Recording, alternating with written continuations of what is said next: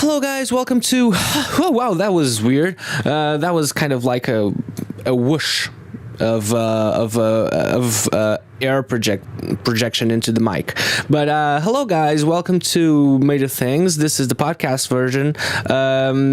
This is the second of the double episodes that I'm posting today. This one is episode 60. And our guests are Sunflower Bean. Sunflower Bean are currently on tour forever, I would say. I think they're finishing up their European leg of the tour before heading back to the US, and then I'm pretty sure they're starting to tour in Europe again next year. Early on, so they're as young kids, full of energy. They're touring all the time, as they should. They're an excellent band. I love Nick, Julia, and Jacob, and the reason I'm saying this in this order is that that's the order that they're in the video from left to right. So there's no head person on the band, so there's no lead. They're all equal. So I saw them also at so this was by the way, I should mention, because this comes off, I just did the How Gelb intro, so I'm recording both in a row. And the thing is, they played Vodafone Mesh Fest last year, and the new edition starts this year. So I apologize to Sunflower Bean that this took forever to edit as a podcast, but the video version was pretty quick, so it's been online on YouTube forever. Now, not forever, but since earlier in the year. So, but I took longer to post this on the podcast on iTunes because I've been sick with a bad back. I might be getting surgery. It's not completely sure, but it's highly likely.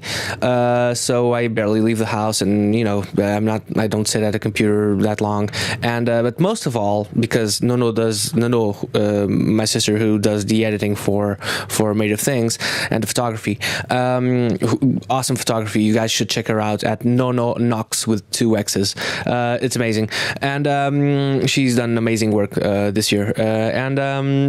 So the thing is that I don't feel like I necessarily have much to say because I'm at home most of the time.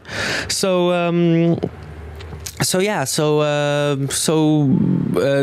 Julia, Nick, and Jacob were lovely. I saw them again this year when they were in Portugal. Got to hang out for a little bit, and love those guys. They were fantastic, and I think that their album last year was my favorite of the whole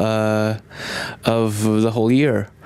And this is and I mentioned this during the it's not an interview, it's a conversation, but I mentioned this, and then I say that I mentioned King Crimson, as I always do, because it's my go-to, but also Dillinger Escape Plan had an album last year, exactly, in 2016, and Symbols Eat Guitars. So Pretty Years is maybe not the best. No, for sure not the best Symbols Eat Guitars album, but still, it's like Joe always is one of the best songwriters, I think, in the world right now, for the past 7 years.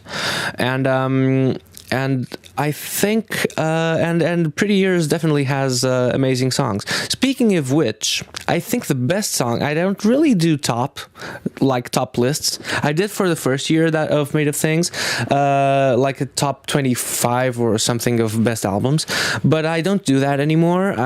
Not anymore. I tried. Like, it's a whole lot of, it's a whole lot of work. Like, it's just like, because it's every day it changes. and it makes like very little sense to, you know, as soon as you publish it, then you change your mind. So it's you need to be really focused on it, and I honestly don't have the patience. So everything that's on the show I recommend, and anything that I think that is really awesome I share on Facebook or Twitter or something like that. Not necessarily Twitter. No, I do actually, but mostly Facebook. So Made of Things on Facebook. So Made of Things and Made of Things, as you should know by now. Okay, so but Sunflower Bean had the best album, I think. I'm going to go with that. I said it a year ago, and I'm still going to say this. The best album of 2016, and Easier Said is the best song. I don't usually go for tops, but I'll say this: I am still hooked to that song to this day. Hooked on that song, not hooked to the song. So wherever the song goes, I'm going along with the song. I'm fine with that. Sure, okay. Cool, awesome. I'll travel the world with Easier Said. No, but it's amazing, and they have a new song also. I Was a Fool, and that's almost as brilliant. So it's an amazing band, an amazing record, amazing guys, and I love them, and it's the huge sweeties, really intelligent, and chill, and the coolest band, apparently. Everyone says, and I'll agree. Coolest kids. So yeah. Okay, so here is Nick, Julia, and Jacob of Sunflower Bean. Enjoy.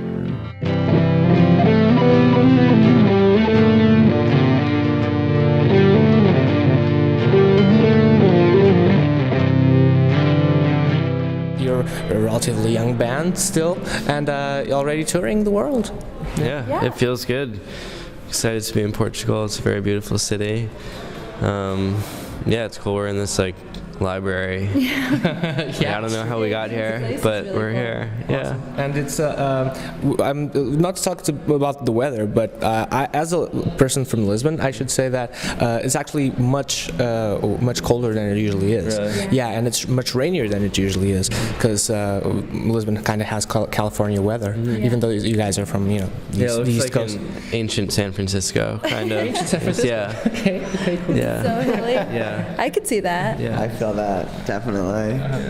Yeah, we've been in Spain for the past 3 days, and it's rained every single day we were there, and everyone's apologizing to us. Exactly. That's how it goes. It's a shame since we're playing outside tonight. Are you? Oh, Yeah, we are. It's Okay. gonna be kind of cold, I think. Because whenever I think of the station, I think that it's inside, but I always forget that it's outside. Yeah. Well, hopefully there's If we played inside the station, that would without a doubt be the best venue we ever played. It's so cool. future goals, dude. Yeah, maybe next year they should do it in there. Yeah, I'm pretty sure you can tell them and ask we should play. Can you just do it inside? Yeah. Because Metro so the bands can play inside the train station. Yeah. I should congratulate you on the album, because it's one of my favorites of the year. Possibly, I need to finish a list of albums till the end of the year, until I actually in a couple of weeks' time, and I'm kind of shifting towards your album. So number one? Yeah. Oh my god. I have very eclectic taste, so I always have a place in my heart for King Crimson, even though it's not real. Yeah. It's a triple album, but it's not all new material. So a triple album. They're pushing prog in 2016. They are. It's not doubles anymore. They've been on the show. So Really? Yeah. That's awesome. Which members? Pat Masalato, which has been a drummer for them for 25 years now. Wow. I met them. Adrian Ballou, also former Adrian Ballou. And Adrian Blue. That's the one I was looking for. Adrian Ballou has been on the show, but like 5 years ago. wow. I love Adrian Blue. I love his Instagram and I love his Facebook. I love his painting. He's an all-round fantastic artist. Yeah. Really. Yeah. I love his little anecdotes he writes on Facebook. True. Very clever dude. Yeah. Extremely nice. You'll be happy to know. Love Talking Heads 1980 live in Rome. There you go. And the Bowie stuff is mind-blowing as well. Love the Bowie stuff too. Stuff is fantastic. It's the Jimmy Page of the 80s for me. That's good. Getting a lot of jokes in here. Or maybe him versus Johnny Marr for my favorite 80s guitarist. All right. While we're on that, this show is called Made of Things, and it's based on the assumption that you guys heard something or read something or watched something that made you go, oh, I need to do that for the rest of my life. Did you guys have that, and what was it? I'll start with you, Jacob. I don't know if I knew it at the time, but I think hearing the Who live at Leeds for the first time was like the first thing that was like, damn, this is amazing. And that was when I was like 6, but so I didn't realize that it was an actual possibility until a lot later on, but it definitely got the ball rolling. That's pretty cool because a lot of people, at least, start out later, and that you had that at 6. Like for instance, I got my first record when I was a Beatles record, compilation record, when I was 6, I think, or 5 or 6 ish, and I was totally mesmerized by it, and I kind of started listening to Beatles records as a sport for like 4 years nonstop. That's what I did. As one does. Yeah. So it's cool that you started that early. How about you, Julia? Probably the same. Probably similar to you. Both my parents are very musical, still are, and What do they play? my dad plays bass. My mom plays the piano and the keyboards, and but they still went on to do other things besides music. But I had a similar Beatles thing with you, and I have a lot of, like, my first memories are of wanting to be in a band. So I feel like the Beatles really is that kind of core education that is really good for kids. And it kind of starts you on a eclectic musical path in which we are all, now on and vaguely struggling, because you can never be as good, but you can be around there. You can try. Yeah, you can try. Plus, it's funny because they never had. I myself don't enjoy kids' music ever. Even as a kid, I didn't. But a lot of kids do. And for instance, some bands do kid albums. For instance, They Might Be Giants have a whole series now. I love as an adult, I love their kids' albums. Even I think They Might Be Giants are a great band. They perhaps just put out too much stuff that you're able to grasp, But apart from that, they're amazing. I tend to keep forgetting how much I love them, really. I haven't listened to them in a few years, but it's so good. I'll have to. Even the new stuff is like fantastic. A lot of stuff is children's music. The Beatles is definitely Fun for all ages. Fun for all ages, yeah. Sid Barrett's children's music too. In a way. Okay. For a very disturbed child. Which there are, or a very creative one. Yeah. So, yeah, Both. They go hand in hand, don't they? True. What was the question? The question right now at the moment is for you, the Made of Things one. It's what got you like, oh wait, need to play music. Oh, okay. Not necessarily music. You must have been. It could have been another thing, Could, like, advice that you heard once and you're always going to take from now on. Whatever works for you. If you remember, at least, but it doesn't have to be. It can totally be music. Usually, it is. I could answer this question for Nick. Do it. Nick's first CD was given him by his parents. It was a Ramones compilation called Romania. Jacob bought it for me for my birthday on vinyl. Yeah. And I thought that's why you remembered the name of it. It's called Romania, like Ramones Mania. Or like Ramonia, maybe? Romania. It wouldn't be called Romania. It would be called Ramonia, like the Ramones, instead of just the name of Romania, right? Ramon Mania. I don't know, something like that. Well, Romania had a dictatorship, so maybe it makes some sense. Maybe I've never heard of the Ramones compilation Romania. But I think that one had a big effect on a young Nicholas Kivlin. Yeah, I love that album. Ramon. Yeah, it's career spanning. It's kind of funny. Covers all the- Yeah, I think it kind of goes in like order too, right? I think it does. It does. Yeah, it goes in does. chronological order, so you end up at like the Ronnie Spector album. Not bad.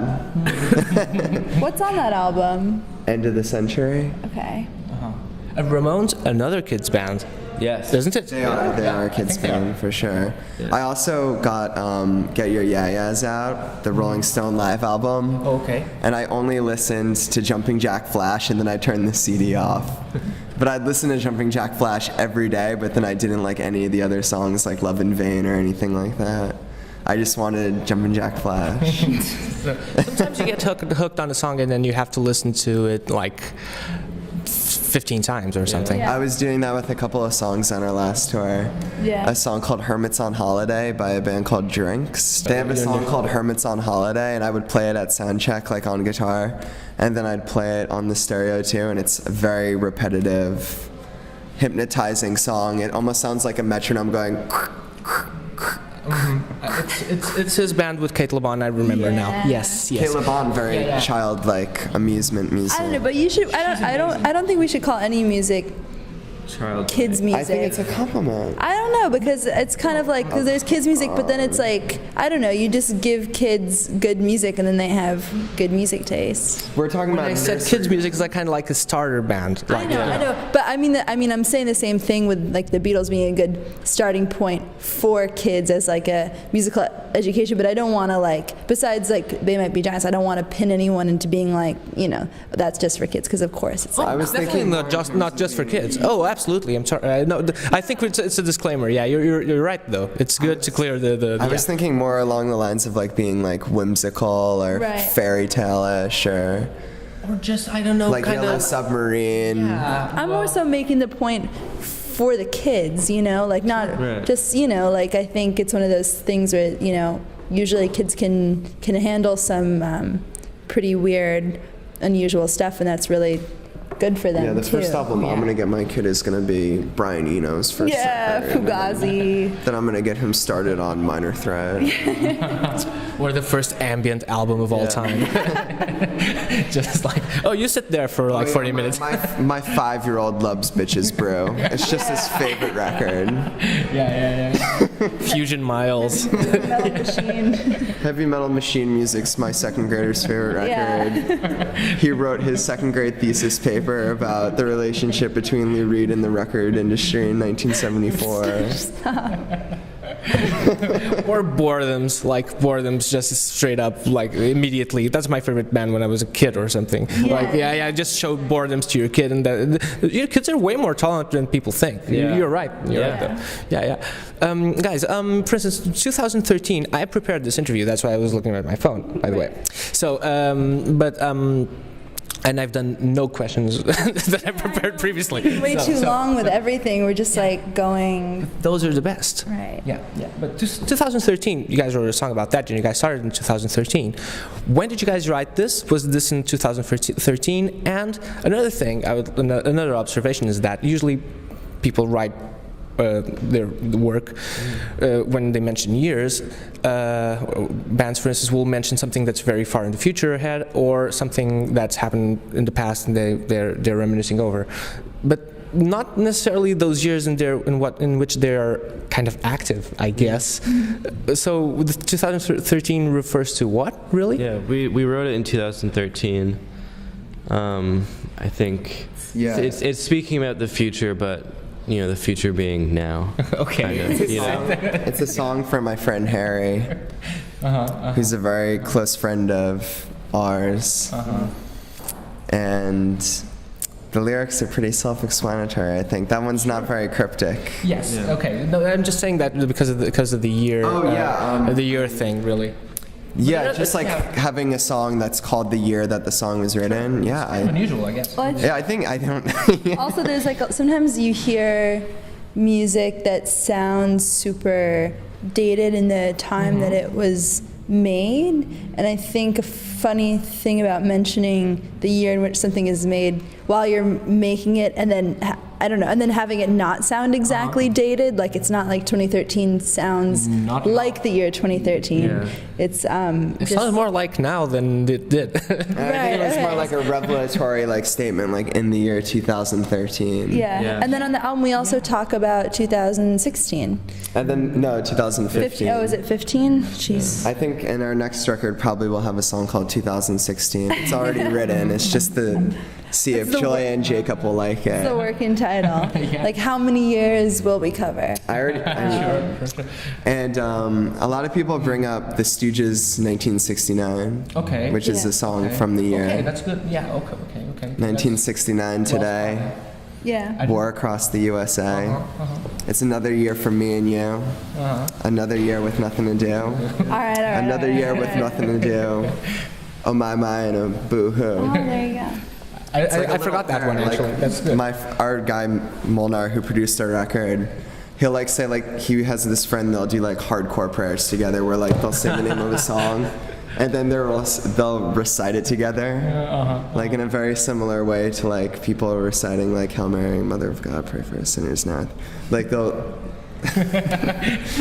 it's really funny. You have to. Well, it's what you're dedicated to. So Yeah. But speaking of working titles, you guys have a song on that's on YouTube that is called Tame Impala, and it's funny because sometimes bands, and for instance, my former band, we sometimes did that, and I guess it's a practice in bands that you write something that reminds you kind of something.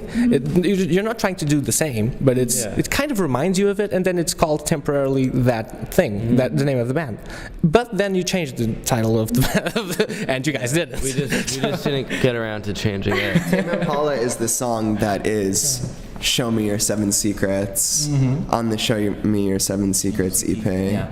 We just called it Tame Impala because that was like the name of it on the set list. And we didn't think anyone was gonna like hear it or anything. Yeah. So When you make like, something in your basement, you don't realize that like 3 years down the line, you're gonna have to answer for these things that you do.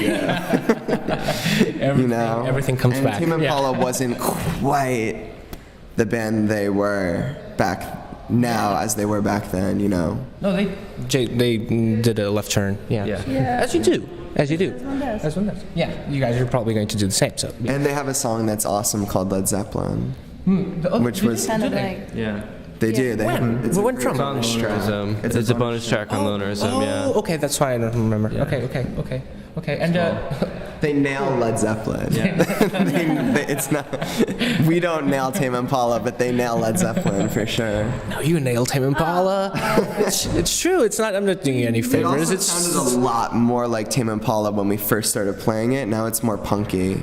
okay. Do you still do it live and stuff? We do it Yeah, live, we yeah. do it We like live. playing. Punked it up, really. Well, Even the recording of it. yeah, there was a few different kinds of We do it recordings of slow it. tonight. Could be fun. It's the last show. It used to kind of be like that Tame Impala song, Half Glass Full of Wine. Yeah. That's, I think, where we kind of got the notion. It's got like that fuzz tone. Yeah. Or But like then- Elephant. Or Elephant, too. Elephant's It's fuzz all over. It has to be a staple of fuzz usage of recent years, I guess. It's just stompy. You know, it does sound like elephants. You know, there's another practice is that sometimes bands will temporarily name. Or even when writing, like we'll mention stuff like, oh, I want the song to sound like an elephant, for instance. Do you guys do that? Like, like go very holistic or very. If we were more like Adrian Blue, we'd be like, let's do an elephant. He's got all these animals he can We could make. just call him up every time we want. He literally Rhino. does Yeah. have a rhino. And Exactly. literally. So Sequels. not exactly, but yeah. Yeah. Sometimes you think about that, like, in terms of, like, different little things that you want to put in the song, like... I don't know. Such as, do you remember? I don't know. We always say things that are abstract, like... I don't know. Next question. Next Sure. Okay. You guys have been hailed as one of by many right now. It seems to be all over, like the cool meet the cool new band, and so are you guys thinking until now that you can tell it's true. So there you go. No. But no, but do you guys think that you can ever do something that's very, or just start acting in cool just out of spite, just to be a contrarian or something, just like, oh, we'll just be should like trying to not be cool. Trying to not. Actively not to be cool, just to be like, you can't put a finger on us. And sort of started out as actively trying not to be cool, sort of in the city that we were in, where there were a lot. I had certain friends who thought certain things in music were very corny and very lame and passe, and I think we kind of started to purposely trying to do some of the things that were thought of as being cliche or uncool. I love that. This is my whole life. Yeah, it was totally, it was a reaction. There was you know, like even, is a guitar solo uncool? Kinda. Yeah. You know? Kind of. Sometimes it is. Oh, it undoubtedly is. Sometimes A it lot of is. the times it's kind of uncool, If but it is, if it's your thing, who cares, right? Yeah. Well, there just wasn't a lot of guitar solos in the music scene at the time when we started, and just the musical climate was and still probably is shoegaze. So I think we wanted to do something a little more in your face. And it's as far as being cool, I don't know. We're just being us. We're just you know? No, I'm teasing. Of course, you're not. There's no answer really. so cool naturally that I just can't help it. Yeah, we just there's some flow. Yeah. who are just damn cool though. Yeah, some people. Like Kate, LeBon. she's just damn cool. LeBon's You know, great. we're not. Saw her in Lisbon over here, like kind of a month ago, I think. Yeah. She's absolutely surprising for the better. It's just really good show. She's excellent live. So good. She has something that I think actually you also have, which is like you guys, all of you, which is like a show mode, like you're on when you're playing in the videos. You can tell that you guys are. There's something I was just commenting with Leonard, which is. That you guys have something that I love that is like, apart from the songs being awesome, is that, and this is more a compliment, there's no question here, but it's like, you guys act out the songs, like you're performing, and it's really cool. And it's really cool that you're dancing and posing and stuff, and looking into the camera and playing with the camera and stuff like that. And live, I've seen live videos, never seen guys live yet, but it's tonight. But it's there's a show mode. Is it active consciously? I guess that's the question. So you're guys conscious of that, or is just like I don't know if there's any other option. I don't know. Yeah. You kind of come out of your shell on stage. It's all, yeah. I think it's also like we've played together as three so much that I think it's a very natural thing. We definitely don't do that as much in the practice space, but it's like we're here, then we go on stage, and I think you kind of just get into that place, and it's like feeding off of a lot of each other's energies and the energy of the audience, and when people are into it, that can really help you. And so I think it's a lot about that energy. I know it sounds kind of like lame energy No, it's stuff, not but lame. but Yeah, it depends give on someone a crowd. where- They love attention. You know. I mean, it's just like I think we allow the energy of the crowd and the environment to influence the performance, which I think is good. Because you see, I don't know. I think a lot of bands nowadays kind of just like go up there and just like do whatever they do, and it sounds exactly the same each time, kind of like just like a CD. And I don't know. I don't see much point in that unless it's like whatever, like incredible or something. But it's like. I don't know. You want to make it different and special for the people who came to see you. And it's fun to like build a show and a performance, and I definitely want to make something that sticks with people or gives them a reason to do something. It's like you spend your night coming to our show, and I definitely want to make that impression and create an environment where anything can kind of happen. And exciting for us too. That's why I think we can still play the set so much, is because there's a bit of improvisation, and I think we try to do things to keep each other on our toes a little bit. And since there's everything is completely live and there's so little on stage, something's gonna go wrong every night. So Which makes it cool. fun, yeah. There's definitely something, at least someone cuts out, someone gets something's gonna unplugged, something. Every single night. keeps you active and on your toes, right? It will be And break a keeps it fresh. string, Stuff like that. drop the guitar, something will go wrong every single night. Pour water on my head.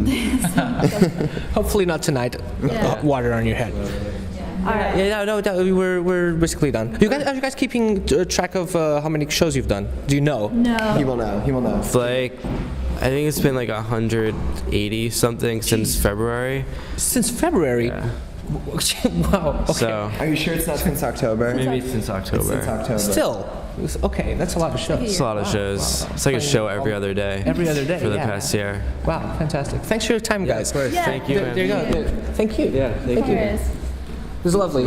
I've been listening to your album all year, so it's been. I was like really stoked that you guys were coming.